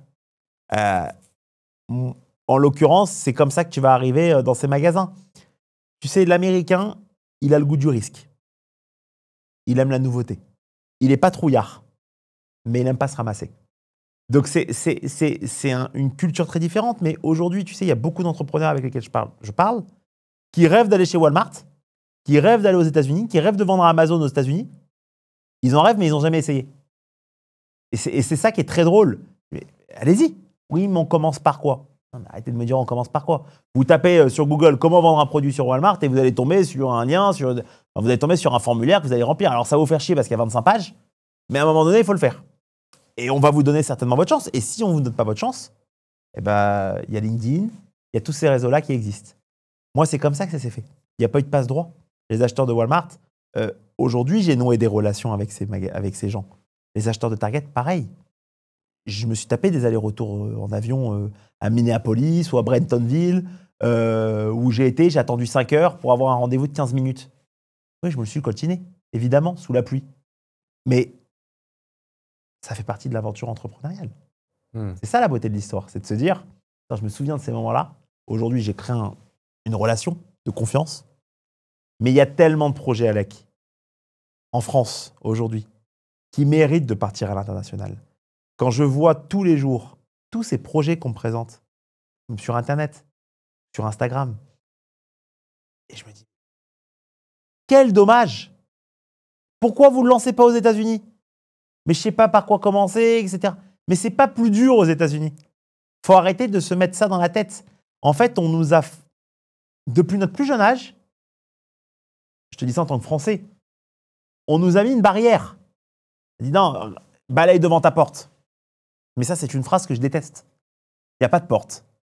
La porte, c'est le monde. Il n'y a pas de différence entre un Américain et un Français. Oui, la différence, c'est qu'une barrière de langue. C'est tout. Oui, on n'a peut-être pas la même culture, mais ça reste un humain. Donc, à vous d'adapter votre produit pour que l'humain qui est en face de vous l'aime. Oui, l'Européen, il aime les produits moins sucrés. L'Américain, il aime les produits plus sucrés. Mais si je veux aller aux États-Unis, il faut que je fasse un produit sucré. Donc, en fait, c'est ça qu'il faut comprendre. C'est que on nous met des barrières. C'est pour ça que je suis contre le système scolaire, ce que je te disais tout à l'heure. On nous met des barrières en tête, mais en fait, je ne sais même pas des barrières, on nous met des peurs. Mais ces peurs ne devraient pas exister. En fait, qu'est-ce qu'on a à perdre? Un peu de temps perdu? Pas grave, on aura appris. Mais tout projet mérite de partir à l'international. Quand je dis international, ce n'est pas forcément les États-Unis, mais il mérite de sortir de notre zone de confort. Et il y a beaucoup d'entrepreneurs qui sont des personnes brillantes, qui ont des idées incroyables, qui ne partent pas par peur. Ou alors qui disent, bon, je vais me lancer d'abord en France. Ou alors je vais me lancer d'abord en Suisse ou en Belgique, parce que c'est là où je suis né ou parce que c'est mon pays. Outre cet exemple de s'adapter à la culture dans laquelle on va aller ou au pays dans lequel on va aller avec le sucre pour les États-Unis ou même l'état d'esprit, le mindset, justement le fait d'oser, quels seraient les 2, 3, 4 conseils, peu importe, que tu partagerais à un entrepreneur? Imaginons que je suis un entrepreneur face à toi, j'ai un produit exceptionnel, je le vends qu'en France, qu'en Suisse, qu'en Belgique, peu importe, mais j'ai envie d'aller à l'international. Je ne sais pas par quoi commencer. J'ai fait ma requête sur Google, j'ai fait ma requête sur ChatGPT, mais là, j'ai envie d'avoir, toi, ton avis sur les quelques conseils que tu me partagerais spécifiquement. C'est très simple. C'est ce que je suis en train de mettre en place avec ce que je suis en train d'expliquer dans les supports que je suis en train de créer pour... j'ai cette question qui se reproduit, qui se pose très souvent. C'est qu'en fait, il faut comprendre qu'il y a plusieurs positions quand on est entrepreneur. Il y a l'entrepreneur, il y a les opérateurs et il y a les clients. Mon concurrent peut devenir mon partenaire. Ça, c'est la licence. Je disais tout à l'heure, la licence, c'est personne n'est le client de personne. C'est un partenariat et ensemble, on va gagner des parts de marché. Il y a beaucoup d'entrepreneurs qui viennent me voir et qui me disent « Ouah, j'ai inventé ce mug, il est magnifique mon mug.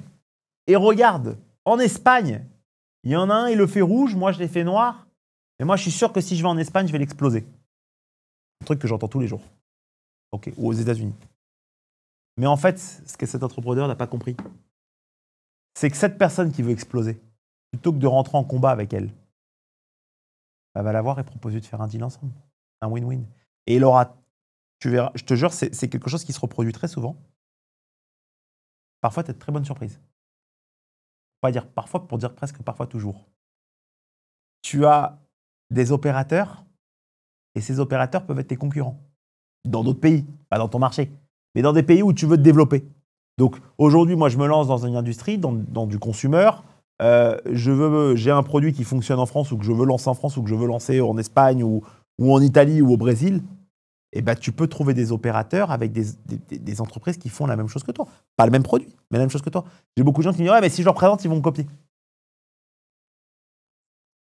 Du petit mindset. Pense pas à copier.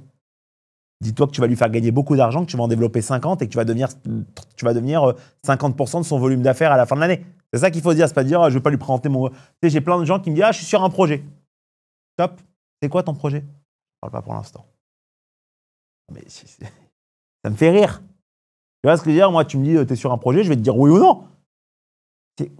Et ça, c'est très rare que tu vois un Américain qui te dit je t'en parle pas de mon projet. Ouais. L'Américain, il va te vendre le projet alors que le projet, il l'a inventé il y a 10 minutes. Mais nous, Français, ou nous plutôt Européens, oh, non, je te dis pas mon projet parce que j'ai peur que tu me le copies. En fait, c'est cette castration de te dire pourquoi est-ce que tu te mets cette barrière en tête? Pourquoi est-ce que tu te mets cette négativité? Au contraire, sois ouvert sur le monde et va trouver un opérateur. Aujourd'hui, sur les réseaux, facile, hein, tu vas sur LinkedIn, tu vas sur des supports comme ça, tu trouves n'importe quoi, n'importe où. Et partenaire avec lui. Que ça devienne ton partenaire. Moi, aujourd'hui, Wincor, on n'aurait pas réussi à faire ce qu'on fait au quotidien si on le faisait tout seul. Aujourd'hui, on est présent dans beaucoup de pays, mais c'est pas moi qui opère en Espagne. C'est pas moi qui opère en Angleterre. C'est pas moi qui opère en Italie. En l'occurrence, aux États-Unis, c'est moi qui opère. Mais il y a des pays où je ne peux pas opérer, où je ne veux pas opérer. Ça va me prendre trop de temps. Il faut savoir partager la part du gâteau. Et ça, c'est quelque chose, je pense, qu'on ne nous apprend pas à l'école, malheureusement, parce que c'est culturel. Mais il faut se mettre ça dans la tête et il faut être ouvert sur le monde. Il faut être ouvert sur la personne que tu as en face de toi et il faut comprendre que la personne que tu as en face de toi, elle est là dans le même intérêt que toi. Il ne faut pas essayer de la défoncer. Il ne faut pas essayer d'aller et de la tuer. Ça, c'est tu sais, moi, j'entends beaucoup d'entrepreneurs qui sont là et qui disent « Ouais, la personne qu'on a en face de nous, on va la battre, on va la tuer, sortez ce que vous avez du ventre, allez-y, abattez tout devant vous. » C'est des discours de révolutionnaires, ça. Moi, je ne pense pas à ça. Moi, je ne pense pas à l'abattre, la personne que j'ai en face de moi. Au contraire. Allons-y, collaborons ensemble et gagnons du terrain ensemble. Réussissons des conquêtes. C'est toute la différence entre une mentalité européenne et un peu plus ouverte. Aujourd'hui, tu as des équipes dans 6 pays différents, justement. Est-ce que ce schéma que tu viens de décrire, c'est typiquement ce que tu as mis en place pour développer à l'international? Typiquement, tu disais aujourd'hui, j'opère que sur les États-Unis, en tout cas en priorité sur les États-Unis.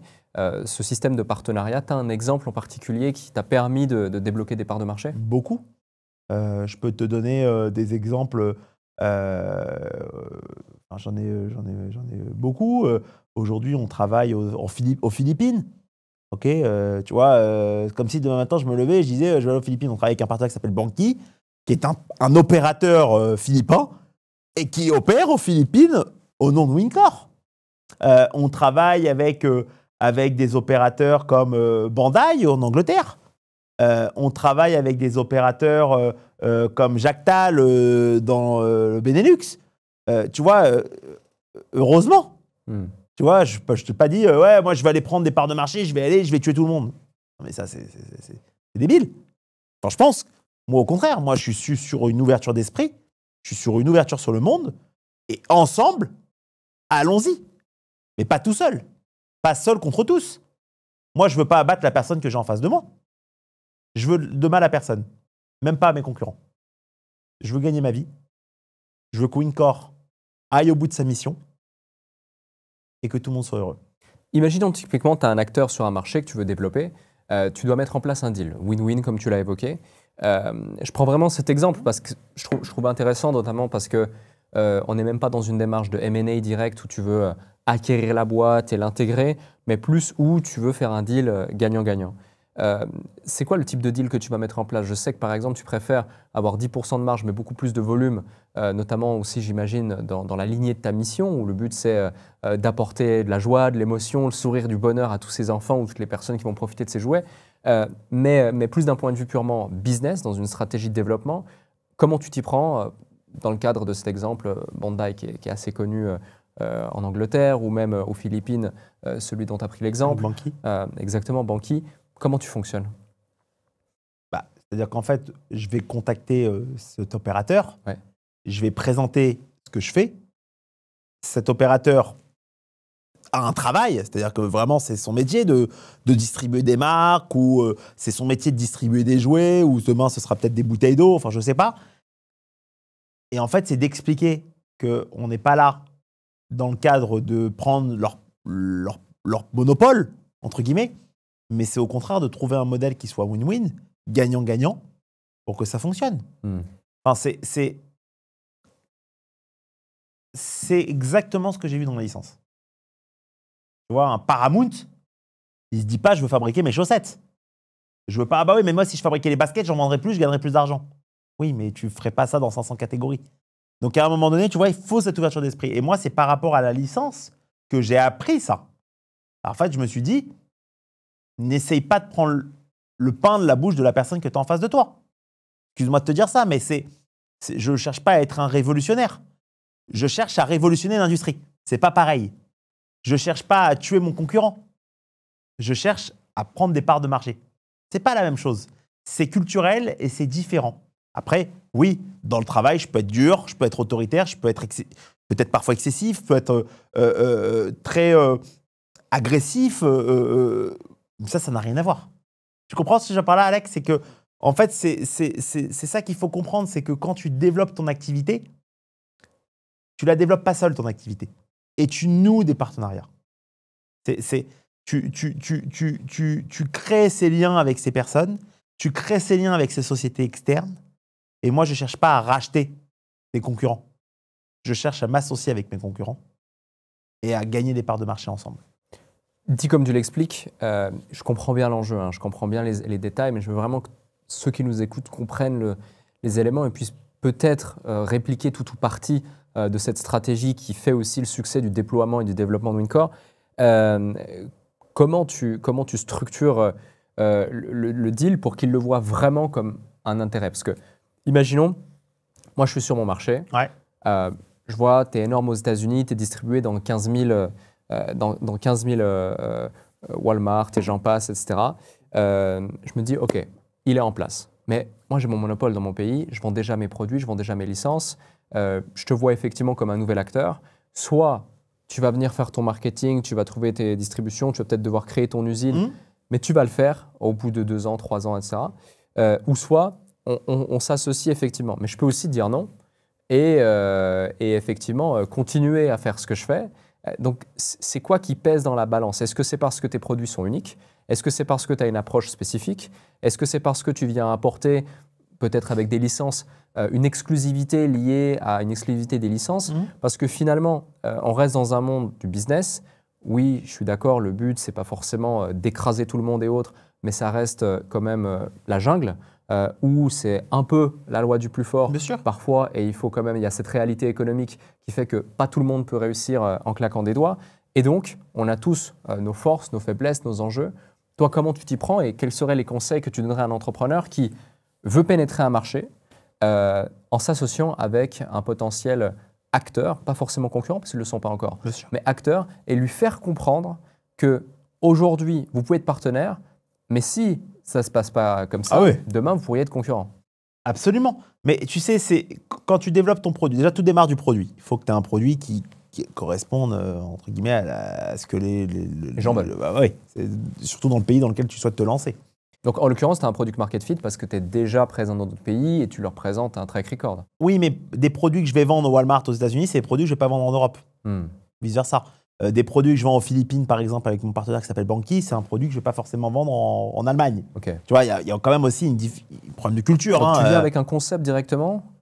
Alors moi, en l'occurrence, sur Wincor, si tu veux que je te réponde au nom de Wincor, soit je viens avec un concept, un prototype, entre guillemets, sur ce que va être mon produit, quelle va être mon approche marketing, qu'est-ce que j'apporte sur le marché, ma différenciation par rapport à ce qui se retrouve aujourd'hui sur le marché, etc. Ouais. Et je leur explique la chose suivante. Je leur dis, écoutez, voilà, mon produit aujourd'hui est vendu, enfin, je souhaite que mon produit soit vendu 14,90. Je te dis une bêtise, hein. Mon produit est vendu 14,90. Si moi, j'allais m'attaquer aux retailers en direct, c'est-à-dire aux grands magasins en direct, généralement, un retailer, il veut entre 45 à 55% de marge, grosso modo. Hein, je te parle dans le jouet. Donc, ça me permettrait de vendre mon produit. Je le paye, imaginons que je le paye 3 euros. Je le revends 7 euros. Et ce produit est vendu 14,90 prix public. Ça, c'est si j'y vais seul avec mon couteau dans la poche. Par contre, moi, ce que je fais, c'est que je vais voir un opérateur sur place. Donc, ça peut être un distributeur qui distribue des jouets ou qui distribue pas de jouets, mais qui ont accès à mon client. Tu vois, dans ce cas-là, c'est encore mieux s'il ne fait pas de jouets. Parce que si je sais que je veux vendre à Walmart, je te dis une bêtise, et que j'ai peur que la personne en face de moi, elle me copie, ou voilà, peu importe. Mais je sais qu'elle vend du matériel de plage. Un distributeur de matériel de plage. Aujourd'hui, je peux trouver ça sur Internet, c'est très facile. Hein. Et je vais aller voir cette personne et dire, voilà, bonjour, je suis Wincor, vous êtes distributeur de matériel de plage et vous vendez aujourd'hui à Walmart. Oui, très bien. Eh bien, écoutez, moi, je vous propose tout simplement de trouver un deal win-win. On a ce produit qui est, voilà, X. Ce produit est vendu 14,90 prix public. Nous, on le paye 3 euros. On devrait le vendre 7 euros à Walmart, avec les marges que je t'ai évoquées tout à l'heure. Ben écoutez, plutôt que d'aller tout seul et de se distribuer, je pense qu'il y a une opportunité pour vous et pour nous, parce qu'il y a une possibilité de distribution qui est très importante. La marge est entre 3 et 7, elle est de 4 euros. Ben écoutez, moi, je préfère partager la marge avec vous. Vous vous occupez de la distribution du produit parce que vous avez accès au retailer. Moi, j'ai accès à la fabrication du produit et on partage le bénéfice. Je ne vois pas véritablement de gens qui... À part que si ton produit ne fit pas du tout le marché. Ouais. Mais il n'y a pas de prise de risque. Ouais. Tu comprends ce que je veux dire par là? Par contre, si je dis oui, je vais vous tuer, je vais vous acheter... ça ne marche pas. Tu vois ce que je pense. En tout cas, nous c'est comme ça qu'on le fait avec Wincor. Et ça nous réussit plutôt pas mal parce qu'on est présent dans 40 pays. Et dans les 40 pays, il y en a 38 qu'on n'opère pas nous-mêmes. Donc, c'est une stratégie gagnante. Je pense que c'est une stratégie gagnante. Ouais. Expliquer comme ça fait extrêmement sens. Ça permet à toute personne qui nous écoute de se dire, OK, en plus, je pense même, tu vois, typiquement à des entrepreneurs qu'on accompagne avec entrepreneurs.com qui ont des produits physiques, ouais. Que ce soit des produits de consommation, des produits de service, des produits même d'usage, de consommables, enfin peu importe, de pouvoir distribuer à des endroits où ils ne sont pas, juste en trouvant un intermédiaire de confiance, mais qui n'est pas forcément même dans leur même industrie, mais qui par contre ont une relation de confiance avec quelqu'un qui va les distribuer ou opérer. Mais tu sais, les retailers ont ce qu'on appelle les favorite suppliers. C'est-à-dire qu'en fait, chaque retailer, chaque grand magasin a ses fournisseurs favorite suppliers. Ouais. Qui sont sur une liste. Oui, qui sont favoris. C'est-à-dire qu'en fait, moi, je vais mettre 20 ans avant d'avoir un rendez-vous avec l'acheteur d'un grand magasin, mais lui, il va l'avoir direct. C'est comme ça. Ouais. C'est comme ça. Mais ça, c'est le track record. Ça te suit. C'est un métier, la distribution, c'est un métier qui est long, etc., etc. Donc, parfois, ça m'arrive même d'aller voir les retailers en direct. Tu vois, et j'ai le cas aujourd'hui avec une très grande enseigne de magasins de jouets française, avec lesquels, voilà, on discutait, etc., etc. Et je leur ai même demandé, qui sont vos favoris suppliers? Ah, nous, on a l'habitude de travailler avec lui. Merci, je reviens. Je vais voir la personne. Bonjour, je sais que vous êtes favorite supplier de cette enseigne de magasin. Voilà mon produit. Est-ce que vous l'aimez? Oui, non. Peu importe, après on s'adapte au client. Est-ce que ça vous intéresse? On fasse quelque chose ensemble et qu'on avance. À partir de ce moment-là, moi je pense que c'est un deal win-win, mais ça c'est très américain dans l'approche. Tu comprends ce que je veux dire par là? Et je pense que si on commençait à mettre ça en place, nous, Français, Mais c'est encore une fois ce que je disais tout à l'heure, cette ouverture à l'international. Je pense qu'on va être véritablement très, très, très, très, très fort. Parce qu'on a quand même quelque chose de différent par rapport aux autres. Ça, j'en suis convaincu. Ouais, et puis finalement, la fin justifie les moyens. Et si tu as envie vraiment d'impacter ton marché, chose qui est ton cas, tu trouves le moyen d'aller le diffuser au maximum de gens. Tu parles des entrepreneurs français. Il y a de ça quelques mois, on t'a découvert notamment sur l'émission Qui veut être mon associé sur M6. On t'a remarqué aussi par ton franc-parler, par ton énergie, par tout ça. Qu'est-ce qui fait que tu as voulu faire cette émission? Est-ce qu'ils sont venus te chercher? Est-ce que tu as fait en sorte d'être sur l'émission? Comment ça s'est passé? Alors déjà, c'était, je pense, une des expériences humaines les plus incroyables de ma vie, de ma jeune vie. Euh, j'ai rencontré, avec cette aventure, évidemment, des membres du jury qui ont tous une personnalité très atypique. Mais j'ai rencontré aussi et avant tout des entrepreneurs qui m'ont extrêmement déboussolé. Beaucoup d'entre eux m'ont déboussolé par leur courage, par leur détermination, par leur volonté. Et malgré que je sois dans mon siège d'investisseur, ça m'a aussi donné des leçons. Et ça a été une expérience absolument incroyable. Il y a eu des cas qui m'ont véritablement, bon, on l'a vu, chamboulé. Parfois, j'essaie de retenir mes émotions, mais parfois, j'y arrive plus. Et donc, ça sort. Ça a été une aventure magnifique. C'était vraiment une grande leçon pour moi.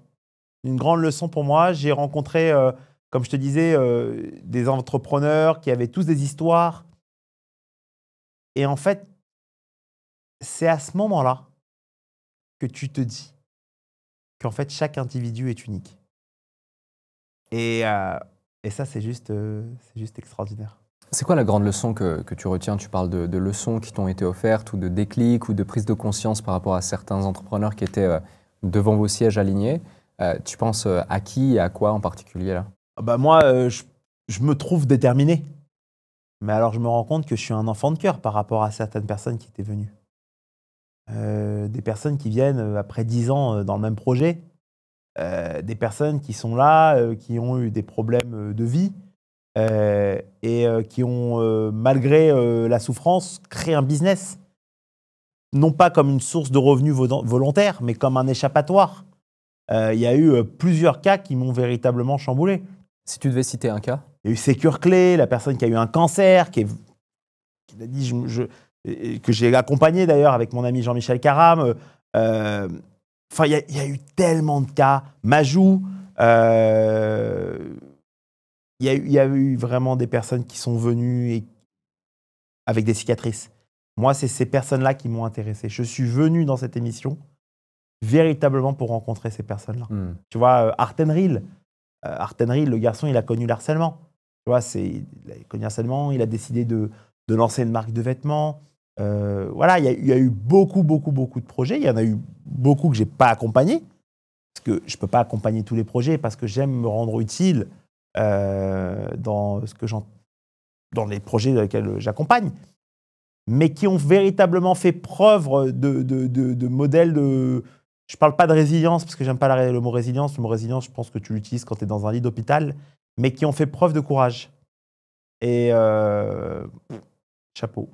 Je rebondis sur un point parce que dans 100% des cas que tu cites et des anecdotes que tu partages, c'est pour ça que je t'ai posé la question, tu parles de l'humain. Tu parles de l'entrepreneur, tu parles de l'individu, tu parles de son histoire, tu parles de ta sensibilité et comment tu as perçu la chose et son message. Pour autant, certains auraient peut-être une approche beaucoup plus pragmatique, analytique, data-driven. Tu disais aussi que les États-Unis étaient très data-driven d'ailleurs. Qu'est-ce qui fait que, pour toi, c'est ce qui t'a le plus marqué, l'humain, que l'humain prône au travers de cette aventure? Et tu dis aussi que c'était la plus belle expérience de ta vie. Dans quel sens? Bah, regarde, je vais te donner un exemple. Je cherchais le nom de la personne, c'est FootUp, le nom commercial de son activité.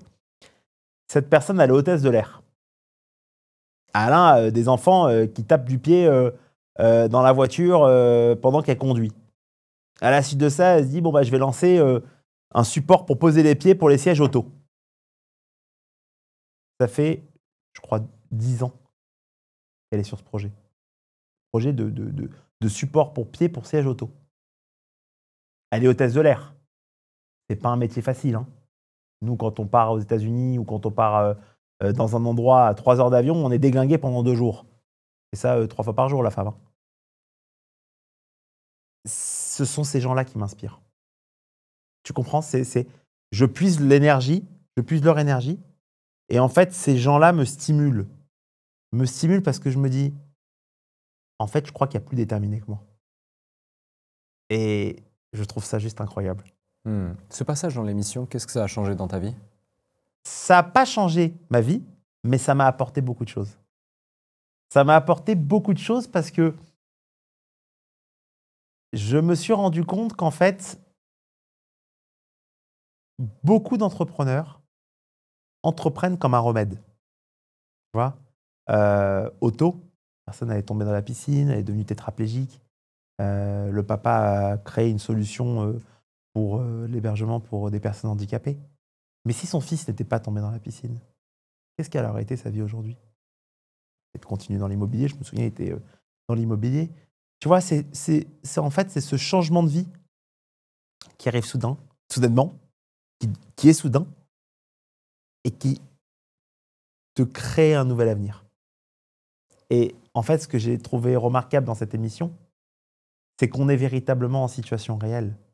Et on rencontre des personnes qui viennent avec leurs défauts, avec leur folie, mais elles sont comme elles sont. On ne leur demande pas de changer. On leur demande de garder leur authenticité. Et c'est ce que j'ai aimé avec la production. C'est ce que j'ai aimé avec M6. En fait, ils nous ont dit, nous, on ne va pas vous dicter comment vous devez être. Vous voulez être énervé, soyez énervé. Vous voulez être gentil, soyez gentil. On n'est pas du tout dans un modèle, tu vois, non, mais en fait, il faut que vous soyez politiquement correct. Ah, pas du tout. On est en situation réelle. Vous avez des émotions, laissez-les sortir. Et c'est pour ça que je te dis, ça a été un moment pour moi fabuleux parce que je me suis rendu compte qu'en fait, il y a des histoires qui sont juste, non pas des histoires entrepreneuriales, mais des histoires de vie.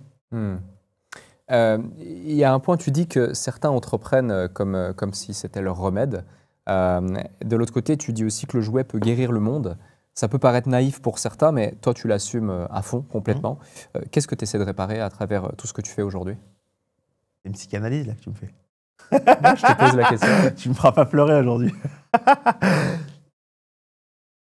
Qu'est-ce que j'essaie de réparer? Je veux rien réparer parce que je suis personne pour essayer de réparer. Mais j'essaie de consoler et j'essaie d'apporter des sourires, voilà, un peu de lumière. Tu sais, quand je te disais tout à l'heure, j'étais suivi à l'hôpital Trousseau, quand on se moquait de moi à l'école, quand ensuite j'ai été hospitalisé à Sainte-Anne, quand j'ai eu ces coups difficiles, malgré mon jeune âge, de quoi j'avais besoin? Un peu de lumière.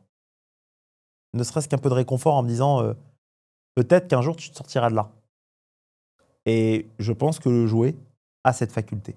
Et c'est pour moi très important de rappeler ça. Tu vois, quand on a lancé Wincor, la première chose qui m'a tenu à cœur, c'est de dire ok, je vais reverser une partie des revenus de la boîte à la recherche contre le cancer.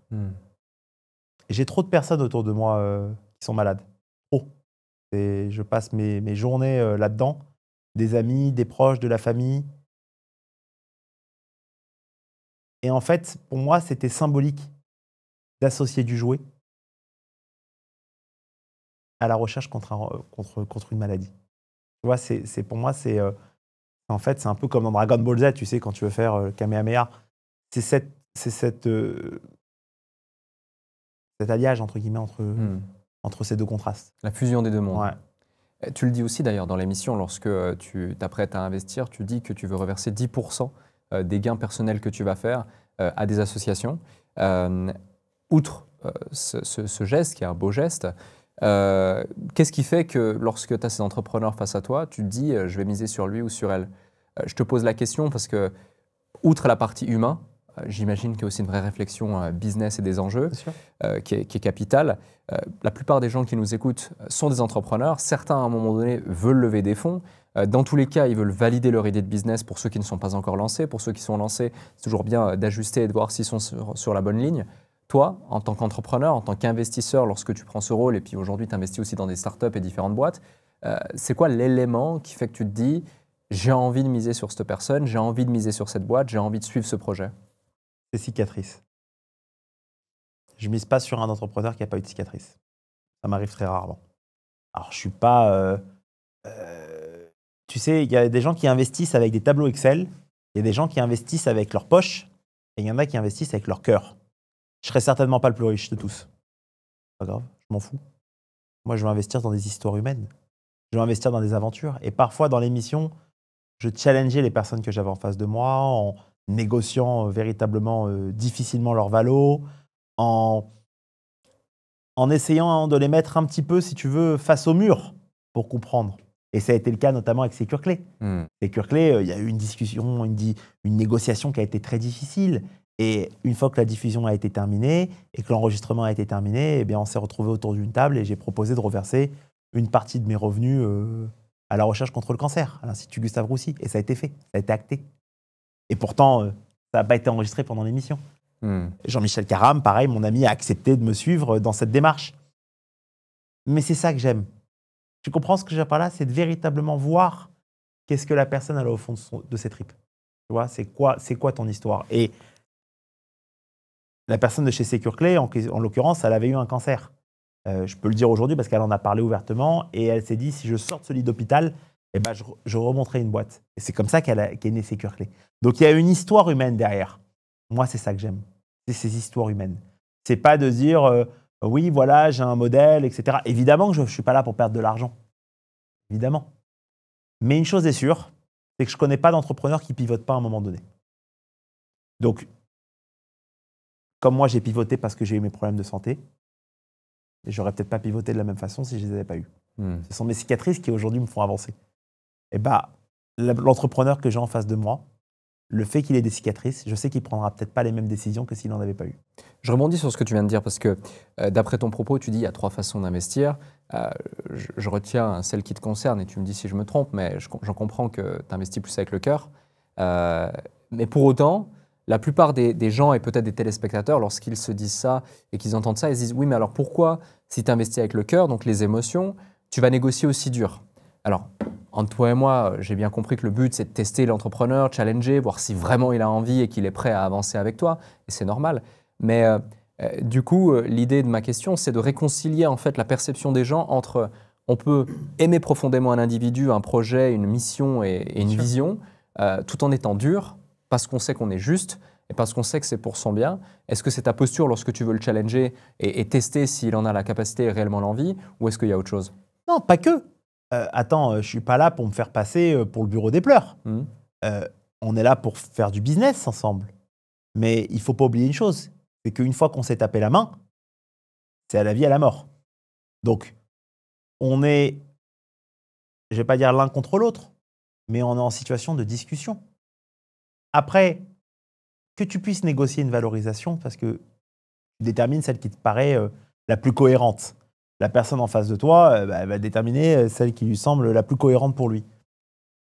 Tu sais, on met de couteau sous la gorge à personne. On propose, les entrepreneurs disposent, et après, il y a ce qui se passe par la suite.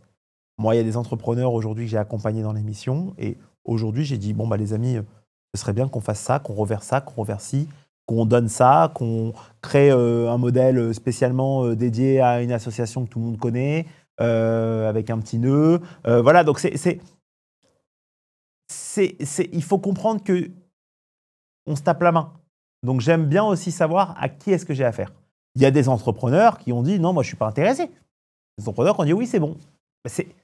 On est en situation réelle. Hein. On n'est pas là, on n'est pas dans le club Dorothée pour dire ouais, c'est super, il est génial, lui il a souffert, allez on y va, on avance. Non, ça serait être hypocrite. Moi je suis quelqu'un, tu l'as compris Alec, j'ai du franc-parler et je dis ce que je ressens.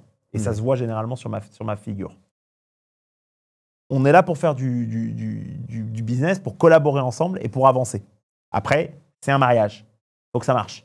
Mais il faut aussi assumer le risque. Mais pour répondre à ta question par rapport à un projet, une grande partie du projet va se faire via l'entrepreneur que j'ai en face de moi. Bien sûr. L'entrepreneur, c'est son parcours, c'est son vécu et c'est son expérience. J'ai 2 dernières questions à te poser. La première, c'est à l'égard des cicatrices. Tu as dit, c'est ces cicatrices. Peut-être que certains qui nous écoutent vont culpabiliser et se dire « Non mais attends, mais moi, j'ai pas de cicatrices. En fait, j'avais des parents sympas, j'ai fait l'école, c'était bien. je suis pas riche, mais je suis pas pauvre. Mon idée, elle est cool. Pour le moment, c'est plutôt bien passé. Mais j'ai quand même envie. Est-ce que j'ai mes chances de réussir ou pas? Évidemment. Mais pourquoi tu fais ça? C'est quoi l'histoire de ton projet? Est-ce que c'est une histoire purement business? C'est très bien aussi. Hein. Je ne dis pas que parce que c'est purement business, je ne vais pas rentrer actionnaire dans ta boîte. Mais j'aime bien comprendre pourquoi est-ce qu'on le fait. Tu sais, quand tu démarres une activité, dans la plupart des cas, c'est très difficile au début. Pour tout le monde. Donc, à un moment donné, je veux comprendre pourquoi la personne le fait. Parce que si elle baisse les bras à la première défaite, il y a un problème. Au contraire, quand tu as un battant en face de toi et que tu sais que le mec il s'est battu ou la femme s'est battue une fois, deux fois, elle a connu l'harcèlement, elle a connu la violence, elle a connu... Je ne dis pas que c'est génial, mais tu te rends compte que cette personne elle a véritablement cette rage de réussir. Pas cette rage de battre, cette rage de réussir. Comme je t'ai dit, moi je ne suis pas du tout dans le combat. Je suis dans le succès. C'est quoi la différence pour toi? C'est gagner en appuyant sur l'autre ou gagner aux côtés de l'autre. J'ai une dernière question pour toi que je pose à chacun de nos invités. Mais avant ça, si vous avez apprécié cet épisode autant que je n'ai eu de plaisir à l'animer, eh bien faites-le nous savoir comme à chaque fois en commentant la vidéo, en la likant, en la partageant. Et si vous étiez sur une plateforme d'écoute, que ce soit Spotify, Apple Podcast ou peu importe laquelle, mettez 5 étoiles sur votre plateforme de streaming préférée. Julian, merci pour cet échange. Merci Alec. J'ai une dernière question que je pose à chacun de nos invités. Quel est le déclic qui a fait toute la différence pour toi, que ce soit d'un point de vue professionnel ou personnel, mais que tu n'as pas partagé dans cette interview, que peut-être tu n'as jamais partagé dans aucune interview? Ça peut être une anecdote, une simple phrase, quelque chose de positif, moins positif, peu importe, mais tu as carte blanche pour le mot de la fin. C'est d'être la personne que j'avais envie d'être dans le futur. Voilà. C'est ça le déclic que j'ai eu. C'est de me dire un jour dans ma vie, qui est-ce que j'ai envie d'être? Quelle est la personne que j'ai envie d'être dans 20 ans? Ou dans 30 ans, ou dans 50 ans? C'est comme ça que tout a démarré. Merci Julian. Merci Alec.